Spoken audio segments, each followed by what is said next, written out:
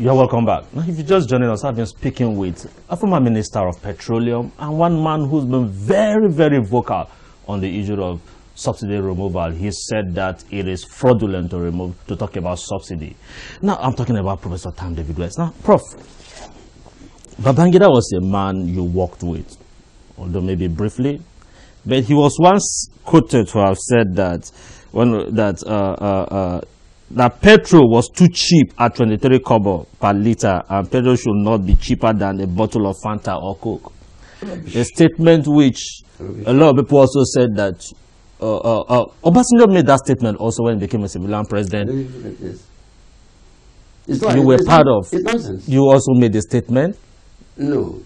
You also made a statement that petrol is cheaper than. No, they are quoting that they don't have the circumspection to see the premise of how to say that. So they're either intellectually lazy or deliberately lazy and ignorant and stupid. But you also did make that statement. Now let me tell you how it came. When I was Minister of Petroleum was selling at 10 kobo per liter. Well, it was increased to 15 kobo per liter. Listen to this. But you knew that it's a very sensitive matter. So we need about 2 months to educate the public, to please bear with us. All the money that was going, when Buhari came, all the international people, they just shot all the money for Nigeria. So we used to plead with the public. Finally, I keep on quoting. Plead with the public so that it will be increased. Yeah, to please bear with us. We're giving them the reason to back our claim and our policy. But we now, what was this policy now? The policy that it was 10 kobo per liter. We want to increase it to 15 kobo per liter. They want to plead with the public, please understand the increase of 5 kobo. Now, Prof, when you were the minister, you justify the increase. No, now, can't you see that when they justify the increase, also you are all birds of same feather? No, it's not the same thing. We justify the increase, not importing fuel. This is different. You justify the increase, not importing fuel. They are justifying the increase in importing fuel. No, they are even telling you that they are not justifying. They are not telling you that. Now, would you have preferred a situation where we produce fuel locally, we don't import, then they increase the price? No, they cannot. Why did they increase it? But you did increase it in your own time also. Listen, look at the premise. When we came in, all the money that Nigeria was happy to get from loan, and they stopped it. They squeezed the government. In fact, DICO said if the government don't last 3 months, all the international bodies squeeze us. Fortunately, by any disappointment is a blessing. Everything God has a reason. Because of that, I went to OPEC, through the blessing of Buhari. I asked OPEC to increase our quota. If you don't increase our quota, we will produce. But that's the only thing we can survive. OPEC generally increase our quota. For the further edition of OPEC, the country was single to increase quota of millions of billions. But what I'm saying, the difference is this. In our own case, we are increasing the fuel price based on this risk of the economy. And we needed 2 months to plead with the public, the military government. Now, why the coke came? That was what made them sympathize with us. I told Mr. Olorufemi, the senior economic advisor to the minister, he's a staff, first class honors economics. I said, Mike, go and find out for me. And that's why they're making the mistake. How much does a liter of Ragolis water cost in production and sale? How much does a liter of Coke cost? How much does a liter of Star beer cost? How much a liter of petrol cost? That's why they're missing the point. When he brought it, it was clear that a liter of Ragolis oil, Ragolis water, Star beer costs about 10 or 12 times more. Coke costs about. So the policy is sympathetic. You understand me? The people, that was the argument they don't see.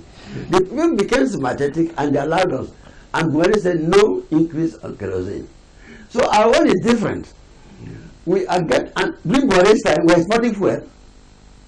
During Buhari's time, we have enough for everybody, and we are exporting fuel. 3 refineries. I asked them in 2010, how come during Buhari we had only 3 refineries? And we have enough, and we're exporting through what we call offshore processing. Offshore processing is like the Gary I told you. Offshore processing comes like this. Only the major oil companies are involved in it. We give you certain quantity of oil to go and refine, sell, and give us the money. Because OPEC does not control fuel price. OPEC only controls crude oil price. Now, at a particular time in Nigeria, if our shortfall is say 10 million liters, then when you refine the crude we're giving you, bring 10 million to us, sell the other and put in our account. Meet it. So we never imported any fuel.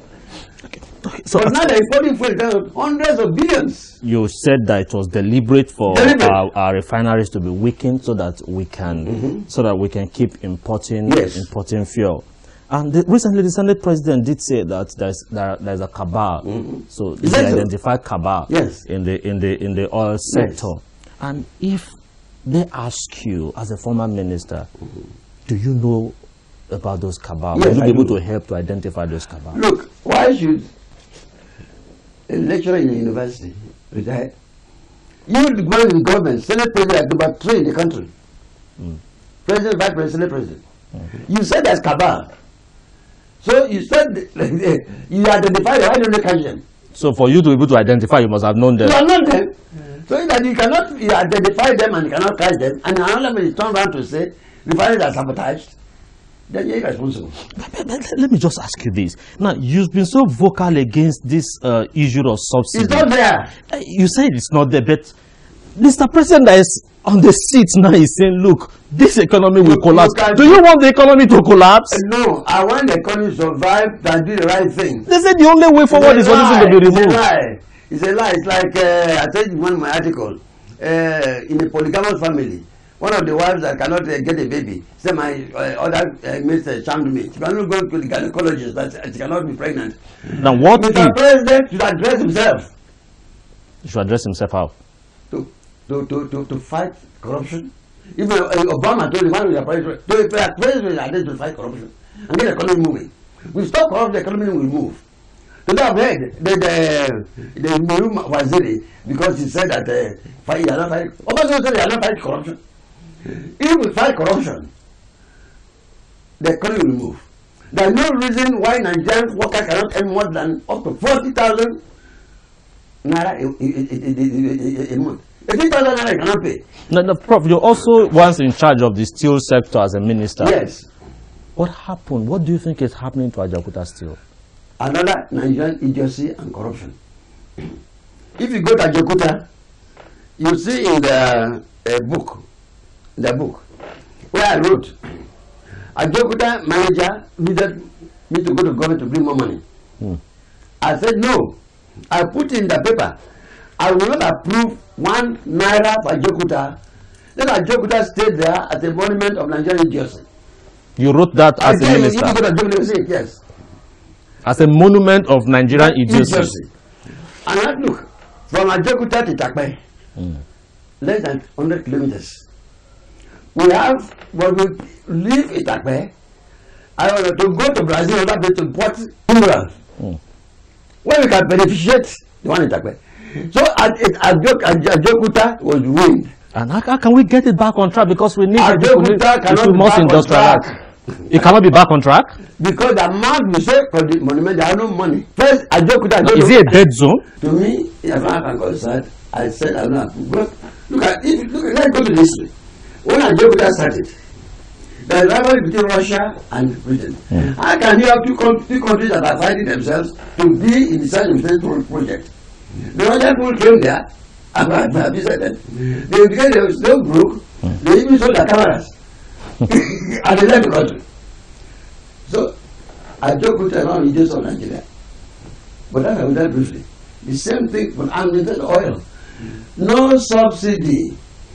If I said you can only import fuel if you have no refinery. How come Nigeria are not able to repair our refineries? I said it 15 years ago.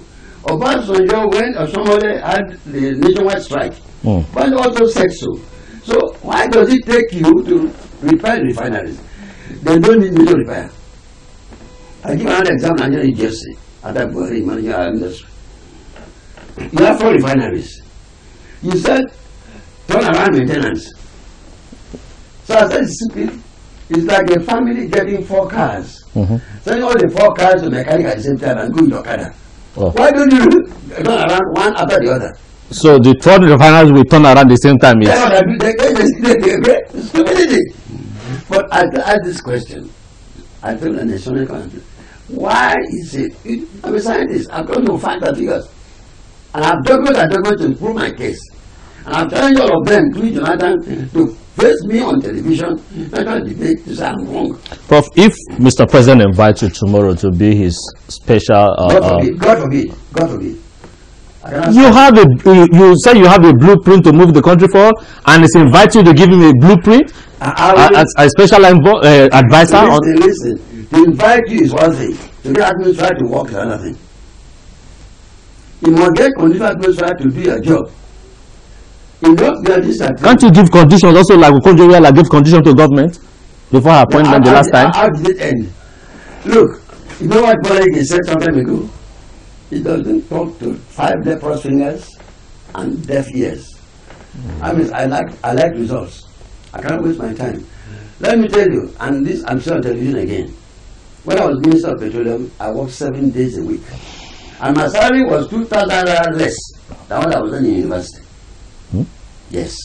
2,000 less than what you... In the University of Ibadan, at Professor Consultant House, my salary was 18,000 a year. As Minister, I was 3,000 a year. And I worked 7 days a week. I've said it. Why is that to confirm it? Prof, thank you so much for coming on my talk today. I appreciate this very well. Thank you. Now you've had it all from Professor Tam David West, the former minister. Until we come your way again next week on the same platform, Fireworks, my name remains Eshumomo. Bye bye.